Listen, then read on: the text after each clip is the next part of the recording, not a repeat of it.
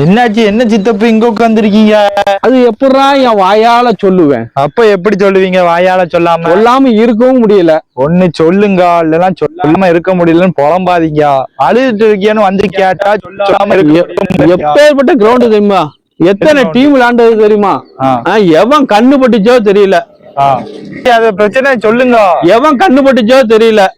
மழை வந்ததோட சரி, தண்ணி வத்தவும் மாட்டுக்கு. நானும் டெய்லி வாரேன், வத்தும் இந்த கிரவுண்ட் இல்லாம எத்தனை பேர் கஷ்டப்பட்டு இருக்காங்க. ஒவ்வொரு இடத்துலயும் போய் ஒவ்வொரு இடமா போய் சுத்தி சுத்தி விளையாண்டுட்டே இருக்கான்.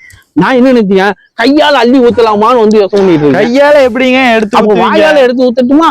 வாயாலையும் ஊத்த முடியாத. சரி, பம்பு செட்டு போட்டு அடிக்கலாம் பார்த்தா இந்த பிக்காரி போயிடும், பாலுக்கே தொட்டு தர மாட்டானுவோ. பின்ன எப்படி மோட்டருக்கு உருவாக்குறானுவோ?